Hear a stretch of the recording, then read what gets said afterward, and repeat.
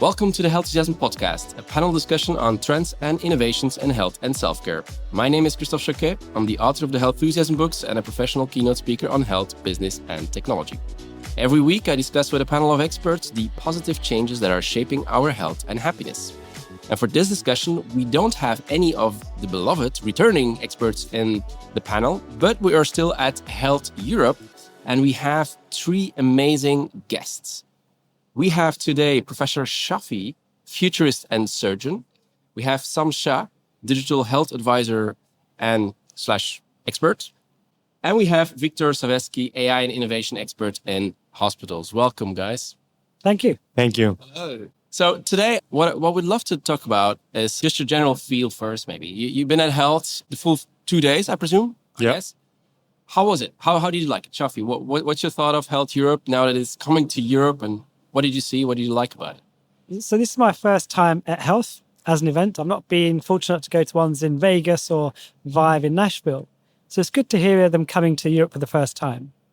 As for what we've experienced, I've been to a lot of conferences like you have, of course, Christophe, and Sam, and of course, Victor. It's been really well managed and run. High-level conversations, high-quality kind of event. And I felt that the networking was amazing here. The opportunities were, I guess, incredible. And I've really enjoyed the last few days here at Health. I can understand why it's been so successful in the US and why they felt the need to move out across the world. And these kind of events are missing in Europe, if I'm honest. I've been to many conferences, but this kind of health tech explosion, innovation, gathering of the world's experts, we don't simply have at this scale. So I've thoroughly enjoyed it, and well done to the Health team.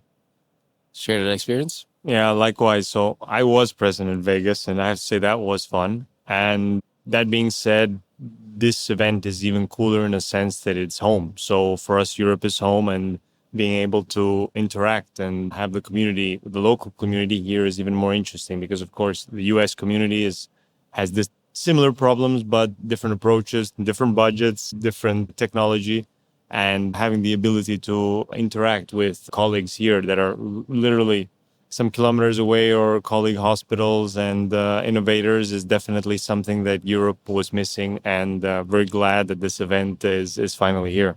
Wow. I mean, look, Health Europe, and if I compare it to all the other events that have taken place, there's a buzz about it. There's lots of energy out there. There are people that actually want to be here as opposed to policymakers that are forced to be here. There aren't many other places where you're going to get this collection of startups and scale-ups that are looking to do more deals, connect with each other, collaborate. And if we think about all the other health tech events, they focus on big EHR vendors, data system, infrastructure platforms, important things. But who focuses on the end that affects clinicians and patients? And that's what you get here. You get a buzz of that discussion, the problems people want to solve, some collaboration. But the biggest thing is a buzz and energy that is very rarely felt in most of these events. Yeah, I think I agree. I mean, we're looking at the whole stands and everybody's wandering around here, and it really looks that way, right? And there's also a lot of stages. I think, 5, 6, 7 stages. Maybe even if you include the smaller ones, there's about 10 probably. So any session you went to or participated in, Victor, that you said this was really something that I liked or took away something from? Yeah, absolutely. So I was able to join some sessions. I was on stage as well. To be very honest, you had such interesting conversations in the corridors between the stands and the expos that I literally spent most of my time there, which is kind of unlikely to do that. And the fact that they have food and drinks all the time definitely helps a lot to sit at the bar and eat and drink and drink coffee, of course, and interact with people. But on stage, I mean, the impressions that I got and some key messages, if I can say, rather than just quotations, was overall, yes, we're experiencing almost this kind of leapfrog happening right now with all the AI and the Gen AI and so forth. We have systems and a population of physicians that are going into retirement, so that will add on to the whole bearing of the weight of what we can provide patients and what availability will be given to them. And on the other hand, you have technology that is looking to optimize workflow, optimize the staff at the end of the day. And you see these contrasting dynamics of the market right now that are all part of the same narrative. So which is improving patient care, improving efficiency, improving experience of the patients. And the fact that you have on every single, I can say the ones I saw, both the stages and the the stands, all the key opinion leaders and all the stakeholders of different sectors of policy, hospitals, tech providers, definitely gives you a more comprehensive view of the actual situation of this ecosystem today.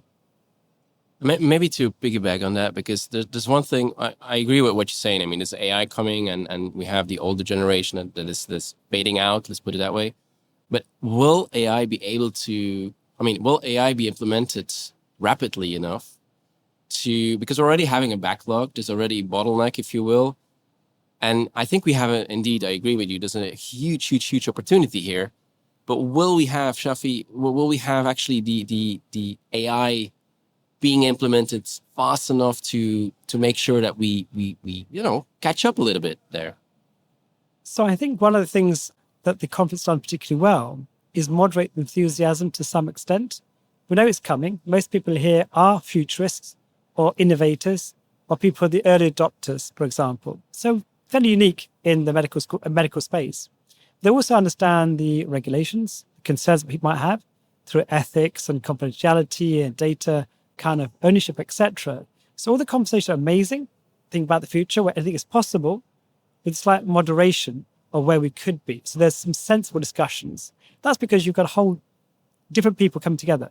VCs, startups, late companies who are scaling up very quickly, policymakers, physicians, and of course, patients. So go back to your question earlier about what stood out for you in the sense. Two things. One, if I explain to the audience what we see out here, you've got these 5 or 6 stages, but it's about human emotion. So you have the sight stage, the main amazing stage, the touch, you have the sound stage. And the rest of it's all about the kind of the food, the taste, the feel of the event. So I love the way they've used the 5 senses to create that human emotion and content, right?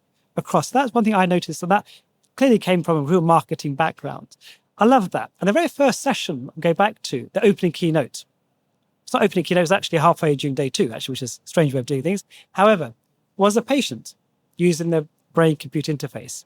So showing real technology, BCI, cutting-edge technology of a man who is paralyzed through an accident, who now can walk on stage, given his BCI and thought control of his technology. So seeing that in real time at the first point, seeing the patient interaction, patient empowerment, and the technology around it, I thought was a great move. So that was quite memorable from the health team. I mean, just building on that, I think you're quite right about the whole senses and the emotion and the feeling people are getting from being here.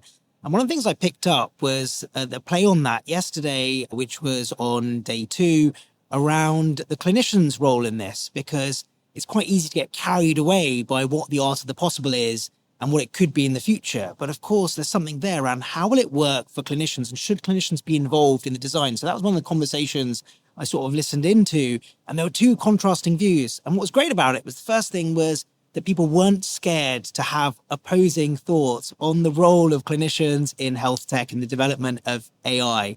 But the second thing was the message, which is it's really important to have clinicians that have got high degrees of digital literacy and capability around tech and engineering, but also who are able to make those pragmatic decisions around implementing technology for the betterment of patients and clinical practice. To that point, maybe, one of the things I'm often wondering, and maybe each of you had a specific opinion on that, but isn't it for physicians very attractive to be looking at all the AI and the tech stuff that is happening to maybe leave that job where you're so overly worked and maybe even border worn out, let's put it that way. And aren't we seeing a lot of physicians, and they have to, I mean, we need some physicians, but aren't there a lot of physicians moving into the tech space that maybe we even having a lot of, we're already having not enough physicians in the workforce, but some even want to leave just to work in that sexy space that is technology and AI, of course. Do you see this happening? Where this is going?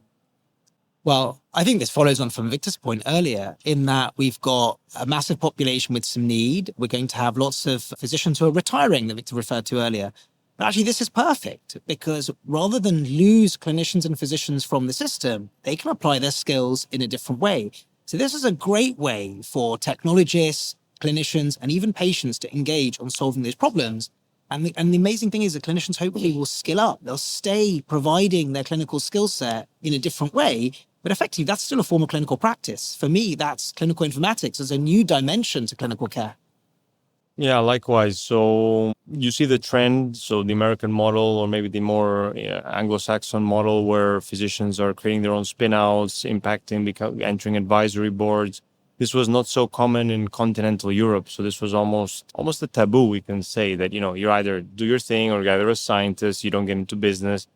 I think more and more the influx of this kind of mentality is prevalent also in Europe, considering that many people in the sector, but also staff members and the non-clinicians and non-clinical staff, is understanding that it's not about the business of the sector, but it's actually of patient impact and clinical impact. So suddenly the narrative is changed, and therefore this has somehow propelled a lot of brilliant minds, whether in retirement or during their practice, to start entering the advisory boards, to start entering companies, to start investing in startups. And definitely the impact that they can have is to catapult these companies and to guide them in a way that potentially was not possible before.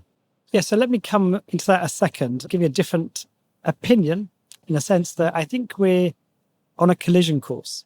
How I would say it, because if you look at medicine as a whole, it's very traditional. The way we teach the young medical students, the way we train them, for example, is a traditional model of training, working a lot of hours, on the floor, shop floor. And so the metrics of success are based on those hours of work and how many patients you might have seen. However, that was the old generation like me who put up with working 100 hours a week. We put up working weekends away from our families, etc. The new generation, Gen Z or even now Gen Alpha is a new one, apparently, are saying things differently. They want to have flexible working. They want to do part-time working. They want to have families, they want to travel, they want to be entrepreneurs, and they'll probably have 1, 2, 3, or even 4 careers within a single life cycle. The problem we have is that healthcare jobs and careers haven't developed enough to allow them to be happy and to be staying interested in their post long term. It's not just about healthcare workers leaving, it's about how do you retain that workforce. So you have to redesign career pathways, training opportunities, bring innovation into their jobs, let them become entrepreneurs. But there are examples of that happening in the NHS. We have the clinical entrepreneurship program, for example, digital academies that we've built. So we are now looking at how do we inspire them to stay in healthcare longer, knowing their jobs will change. And remember, 70% of all the jobs in the world have not been understood yet. So these jobs are there to be redefined for the next generation of physicians. We have to be more flexible in understanding what their needs are, create opportunities for them. And that's what we're seeing. And I'll give you one example of a colleague who I saw today. She's a surgeon from the UK, first-time MedTech conference. And she said to me, Shafi, I'm not going to a surgery conference ever again. Why do I go elsewhere when I come here?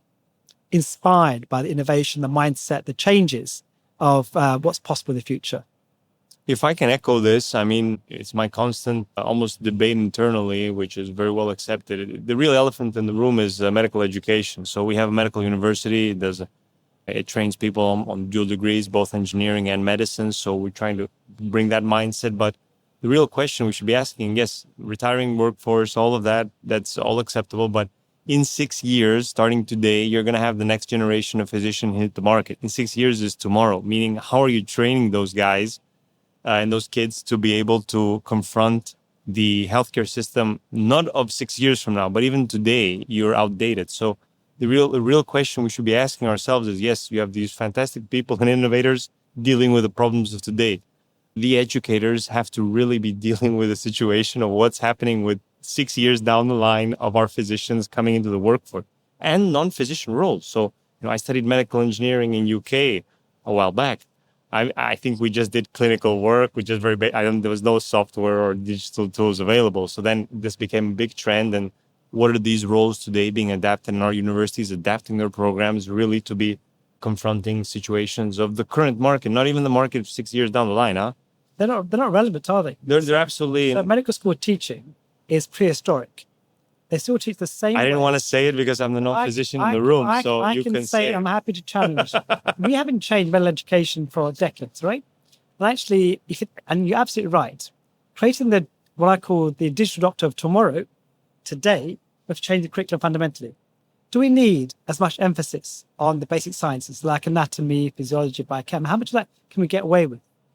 Also, people learn differently. We don't need to learn every molecule of the Krebs cycle anymore because you can Google it, you can use different ways of learning, guidelines are on your smartphone. So the way we have information fed to us is different. But yet medical schools, sadly, are very traditional. They don't want to change, and that needs disruption. So unless you let's redesign the curriculum to create the future workforce of tomorrow, includes innovation, includes AI, entrepreneurship, technology, all things we're seeing here today, into the curriculum, then you're not creating the future workforce that's relevant. So I totally agree with you, Victor, and it's one of my bugbears. And with that, I introduced Bart's X program 10 years ago, the first medical school in the world to introduce innovation, entrepreneurship, technology. And Sam taught on my courses in 2015. I thought this was the start of a change. 10 years later, we're still the only medical school in the UK embedded into the curriculum, which I find quite strange, Sam. And, this is a thing we see around the world, right? Like most of these places still teaching the traditional way. But let's look at other sectors. And if we look at law, if we look at finance, we've got people that are learning other skills. They're learning technology skills. Now, they're still practicing whatever they happen to do, but they're adding these skills to their portfolio. You see subspecializations. Now, we've seen the same in healthcare. In medicine, we have subspecialties that have always existed. We have specialties that exist, evolution of these things. So there's no reason that technology can't itself be a set of skills that everyone has, but also a specialization in its own right within medicine, medical specialties as they exist.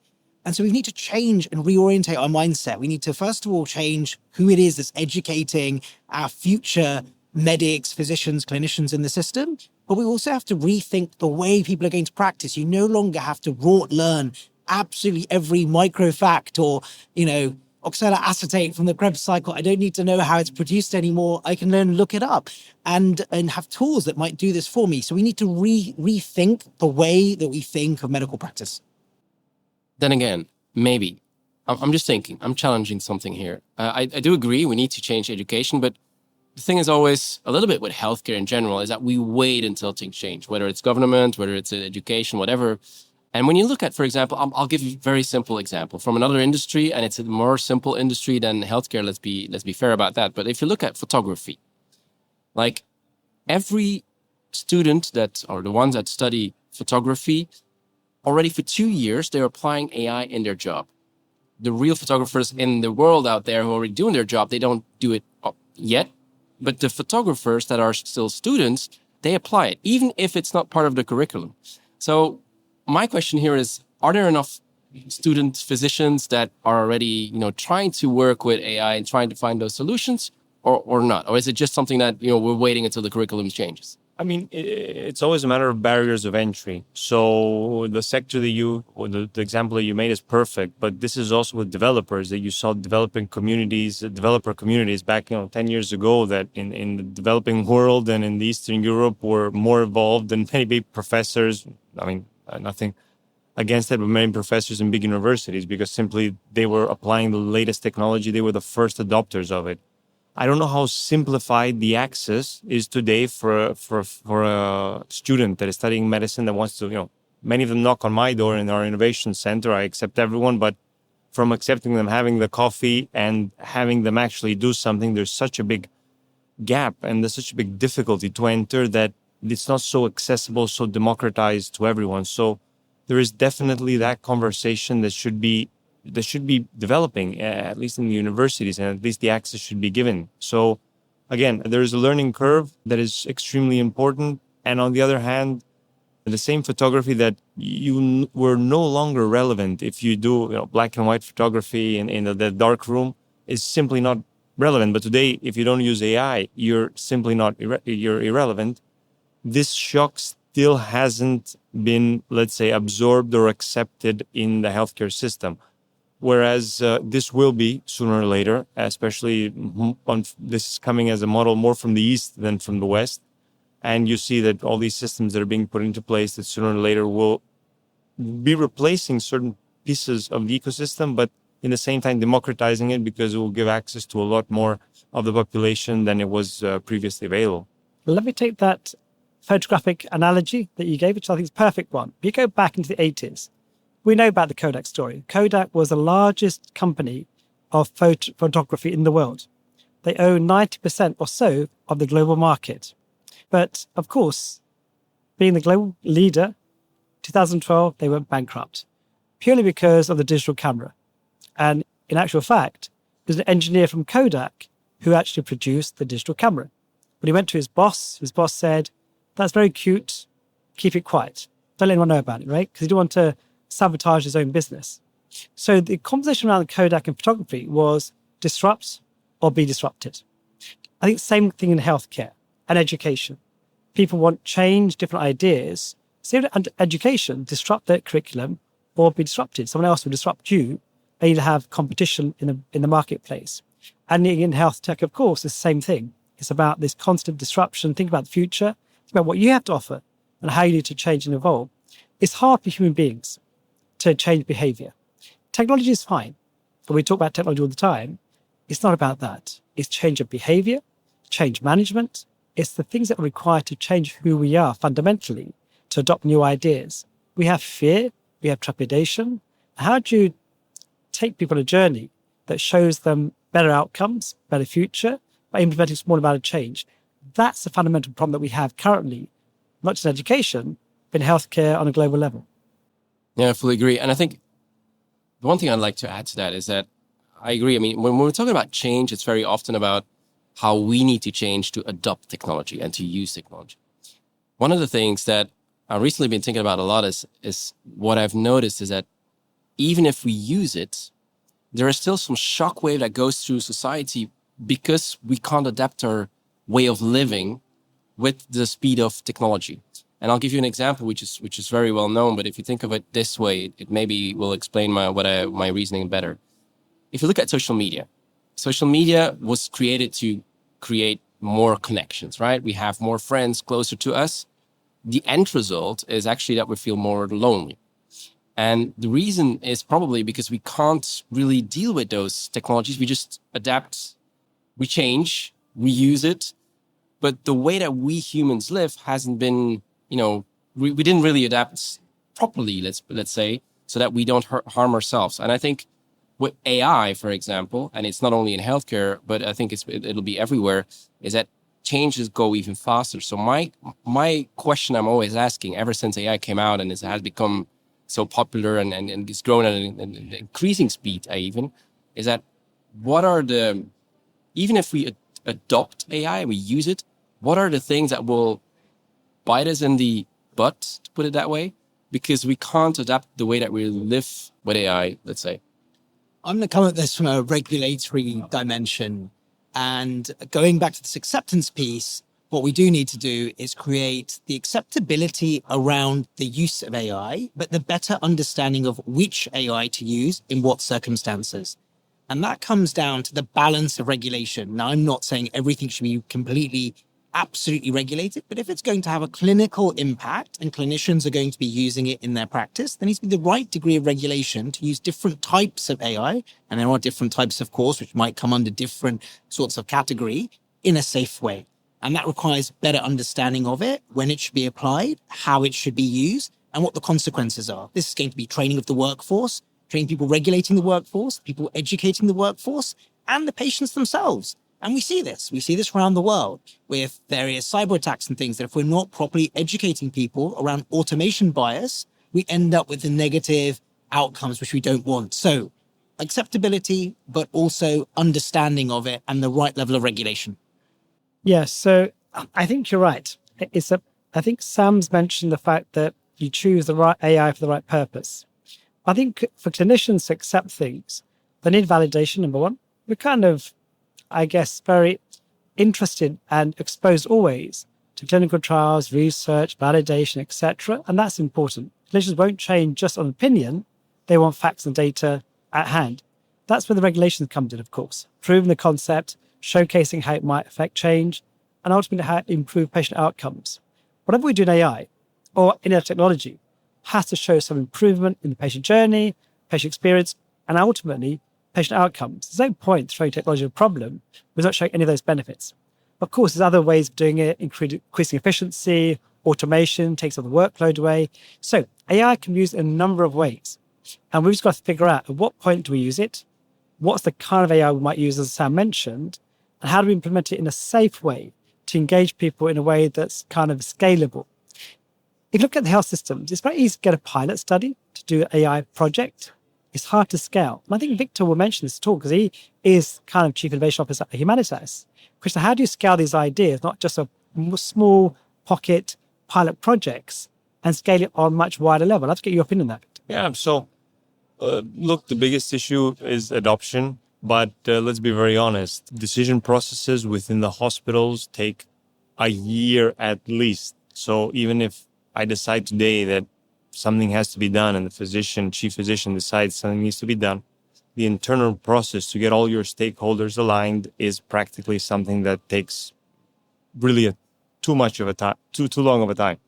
So when we're private and we have to, other private partners that are in the similar mindset, I can imagine with public players that have even more decision makers in the process. So this is why a lot of these things simply don't scale within systems that are so fragmented. And let's be very honest, today we speak about hospitals as if they're a single entity, but one hospital has 50 specialties. We're speaking about 50 companies. So 50 companies with diverse dynamics, conflicting agendas, and so forth. So definitely in such a setting, what can you scale in a sense? So either the big groups that have been able to do a top-down kind of approach were actually the ones that had huge adoptions, but maybe the usage and the return was much lower. It's really a matter of time for me. It's really a matter of time of educating the workforce that this is something that's going to help you in day-to-day. This is validated. This makes sense. This saves money. This improves clinical outcomes. So when these conversations really become the real standard, and when we stop speaking about AI because it's adopted, then we will all be happy that, it's behind us and it's in our systems and it's in our ecosystem. Well, it'll change that quickly, that it'll constantly be something new. But imagine if everything you said, Shafi, and everything that you said as well, Victor, is that if all this is right and it's safe and it's well used, and we use it in the same way as, I'll simplify things again, as a GPS. Now, when GPS was 95% okay, we were still turning left when it was asking us to drive right? Right now, 99% of the people don't even know where they're driven because they just blindly follow the GPS. Is this where we're heading to as well with AI in healthcare at some point when everything is safe, and will we then become these we follow everything that AI is telling us? Yeah, but that's like more of a human nature kind of discussion. So I don't think it's a healthcare problem, but I'm glad to hear your opinion. I think at some stage for certain tasks that could happen. There could be certain types of more simple tasks, things in healthcare that could be migrated to a form of AI or being technology driven. But that's going to depend on public attitudes, perception of safety, as both Shafi and Victor have mentioned as well. It's also going to be around the validation of those things. So given that clinicians are quite normally driven by the evidence base, we do need a trusted source of the evidence base in order for people to make informed decisions to then create the acceptability of that technology. And then eventually, yes, we may see this, but there's a risk.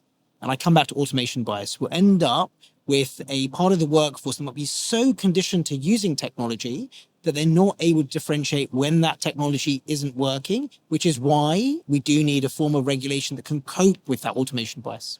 But just to challenge the point, not to challenge it, but, look at blood exams. So they all have the same bias of error of the devices. It's publicly available what bias the device has for your blood exams. And yet the physician still gets the piece of paper, at least in Italy, and signs it off.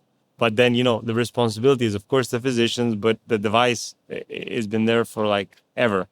So will that not happen? Nobody checks whether the device has done the right blood exams and blood analysis. So potentially this could be, especially in the diagnostic space or where there's huge devices into consideration, this might become the next, I'm not saying radiology or digital pathology, but maybe in 10 years from now, the radiologists say, well, the device told me this. So I signed off what the device told me.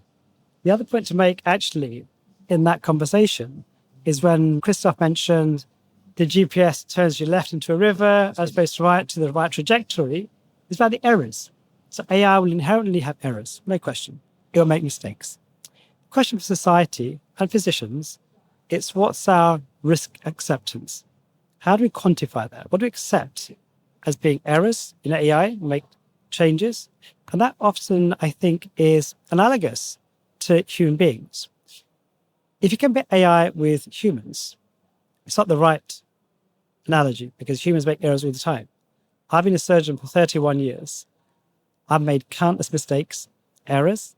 We all do. It's part of human nature. Things have gone wrong.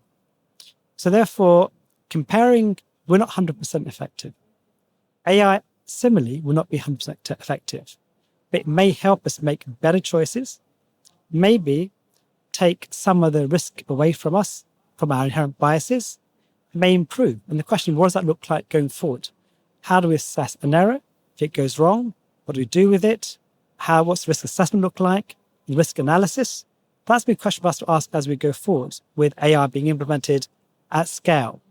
But just because of that, we shouldn't be afraid of it. We have to address it fundamentally and understand there are going to be inherent biases within the system.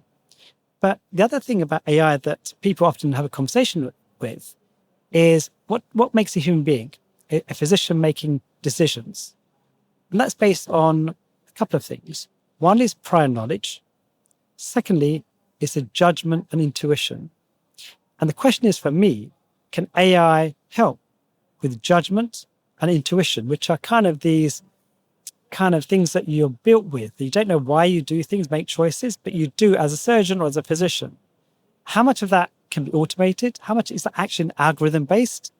That's an interesting conversation, whether we can actually add value to inherent judgment intuition based on our experience over a long period of time. Interesting. Maybe we're talking about AI for quite a bit now.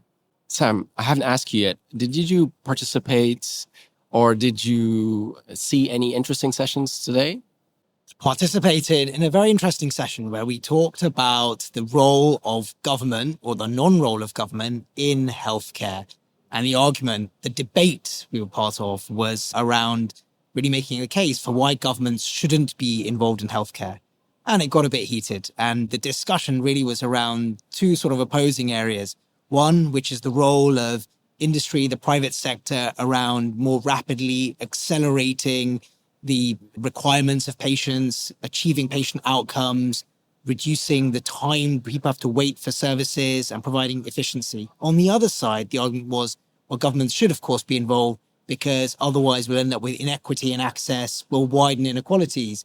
And so there are two opposing thoughts, which probably landed in the same place, which is the role of government in regulation reimbursement, but the role of industry in providing efficient, safe services that are patient-centric.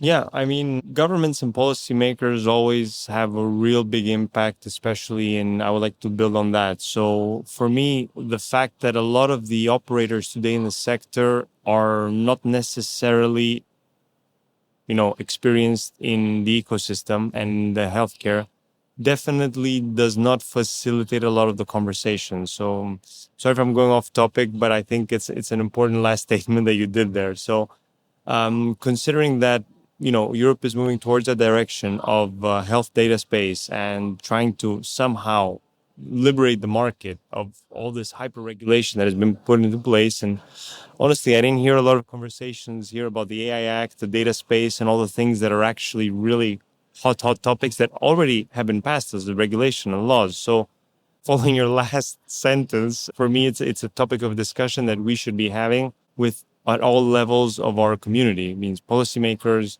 politicians, physicians, data protections officers, IT managers, startups. And a lot of the companies I spoke today, and some are aware and they understand very well, others simply cannot interpret what this means for them. So big opportunity there to finally set free a lot of the situations that were holding back Europe in terms of innovation in the sector.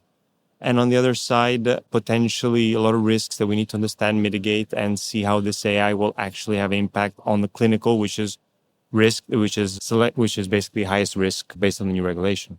I'm really glad you mentioned the AI Act because there's been a silence around the AI Act here. In fact, it's almost as if it hasn't happened. Yeah, it's so far-reaching and there's such mammoth implications with what it means about what's wrong with it, about the transparency around it. And you have one side with one extreme where there's complete support for it from certain quarters, another side where there's complete resent for it. And the problem is we haven't had the transparent debate here. And we've got another problem. We haven't taken the community on the journey of what it's going to mean for the future of innovation in healthcare, what the impact is of AI. Now, in some ways, we've been here before. Medical device regulation in Europe is fairly advanced and mature. And of course, the AI Act took lots of components from that in order to be formed. But we haven't necessarily learned from the pitfalls of that. And unfortunately, seem to have copied and pasted them into the AI Act. So there is a problem and we have to debate this. And that is missing. Yeah, so I think AI and data go hand in hand, right? AI, I think we're dealing with to a certain extent. The AI Act and kind of things happening globally. AI Safety Summit by Rishi Sunak and the government in the UK, for example. I think we're kind of addressing some of that problem. One of the problems I see fundamentally that we're not addressing is the one around data. We seem too scared or not ready as a society to have that conversation around what does data mean? Who owns it? How can you monetize it? And how do you share it? And people have skirted around the edges almost. Yet, it's a fundamental question in healthcare we need to address before we implement AI and everything else. And I just feel we're still struggling with the whole data conversation. Sam, do you feel the same? I just don't think we get anywhere. I have to agree with you. We seem to still be stuck in this space around who is the data owner? Who is the controller? Where's the data coming from? How do we aggregate it? How do we give patients access to it? And we still seem to be fundamentally missing the point, which is, first of all, we need to find a way to make it easier for citizens to even access this data and for them to elect how it's going to be used and who's going to be using it in different ways and build off top of it. And we still haven't dealt with this. It's the elephant that here has not been in discussion. We have the European health data space, but yet the implications of that, however far-reaching they are, no one seems to be cognizant of. Very interesting point. I want to piggyback on something else that you said, whether a government should be involved or not, because it all ties back to the third-party payer. I mean, the fact that we have this complex system where the government is paying for quite a lot of things here, which always brings me back to the business model of healthcare in general. And if you look at how many startups, even hospitals, pharmaceutical companies, they all rely very much on, government will pay and that's how it goes. And very often what I miss, and I'm wondering whether you feel the same, is that the mindset of first thinking, can we have a business model without the government? Something that could be, payable. Definitely if we're talking digital therapeutics, for example, which and per se should not be as expensive to put on the market as a drug, a molecule. So if you could imagine that maybe there's different business models that we could think of and not rely that much on governments. Well, I'm no longer conflicted, but of course I've worked for a private healthcare provider that has developed direct-to-consumer services through a digital health model, and they were entirely self-pay in a market that was predominantly state-funded and state-dominated, the UK NHS. And so, of course, there are new business models evolving. But with that comes a challenge. Not everyone will be able to access those things. And we need to make the services that are provided in that way more efficient, more cost effective for it to get to the same type of population. Now, there will be some people that won't be able to, which is where government can step in and provide some state aid, some reimbursement, subsidy. But there has to be another model because we can't simply carry on with putting more and more resource into health services around the world. Yeah, so it's really about the evolution of this. And you see that a lot of government funds or NHS systems are cutting on costs substantially. This is a really big debate. There was actually a great debate today on stage where it was remove public funding and make all private or move it into a full public funding. And of course, the public funding won the debate, and it was VCs and private sector individuals on stage. So it was a very interesting opinion to hear, at least. Look, it's really about efficiencies of the system. Today, unfortunately, I can speak about Italy. The best hospitals have a year of waiting list for simple surgeries. This is unacceptable on a democratic system. They're doing well. We're doing pretty well. 1 year is good. Send some NHS patients to us if you need. And then, the private market, even that, and the private insurance-based funding market has waiting lists of some weeks as well, which is not great either. And in a model where you have such skewed and, again, non-democratic kind of approach, we need to be finding solutions that make sense, both for the public sector and for the private sector and for public-private partnerships, because at the end of the day, these are going to be the next model of systems that are going to work.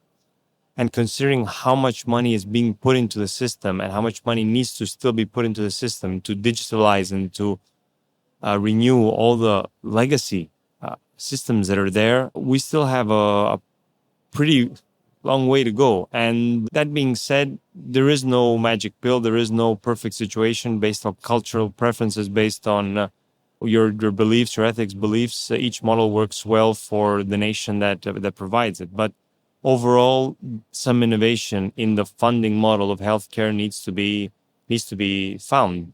And that might also mean other funding models, in a sense that all the experiments done on prevention and that hospital groups or hospital clinics had to be responsible for 100,000 people or 10,000 people population. Then, of course, their incentives moved on getting those people out of the hospital, not bringing them in for the nth orthopedic surgery that maybe, the general joke is that at the end, all orthopedic surgeries are justified except the first one. So this is just... Yeah, so let me come to a section from our experience in the UK. So public healthcare systems obviously have a certain budget. It's difficult to determine new tariffs, new way of spending money. It's not easy. That's the first thing. Business models need to change 100%. And obviously you can learn a lot from the private sector, where insurance providers coming in, new digital interventions coming in, are creating new ways of creating a model around value-based healthcare. We talk about a lot of value-based healthcare. What does it mean? So we need to get away from some of the traditional models of assessment tools. Look at what's the value created from that, what's the long-term approach. And healthcare is often very stuck with short-termism. What do I get in return immediately? What's response? What's the profit margin, etc.? Rather than saying, if we prevent disease today, which might cost X amount, that long-term recovery for the economy or for the country is greater in 5, 10, 15 years' time. Giving one example. In the NHS, our budget is around 160 billion or so per year, pounds that is. And 2/3 of that budget, that's over 100 billion, is spent on chronic disease management. Now, if you empower patients to self-care, to empower them to maintain their health for longer, for example, preventing secondary admissions for complications, you save money in the long term. You won't see that money straight away. You won't see the return on investment. The value given long term for a country and economy might take 5 or 10, 15 years or so. That's what we need to head towards. That's the business model, I think, we need to think about. But in these governments, to think about long-term approach on a 4 or 5 year cycle where they're in power. Which brings the question, should government be that much involved, of course, right? Anyway, I think we covered short-termism, we covered education, we covered the curriculum, we covered AI, we covered the workforce, the whether or not involvement of governments. I probably forgot a couple of things there, but it was amazing. I think you really brought a lot here. So thank you for that. It's time to wrap up the HLTH podcast for this week. Thank you for listening. If you like this show, don't forget to hit the subscribe button on your favorite podcast platform. You can also visit healthenthusiasm.com to discover the other episodes, subscribe to the newsletter, and learn more about our panelists. For now, I'd like to thank our panelists for their enthusiasm, which is this time around, let me take my notes, Victor Savevski, Sam Shah, and Professor Shafi Ahmed. Thank you for being here. My name is Christophe Jauquet. We are the HLTH panel, and we'd love to see you again next week for some more HLTH. Ciao.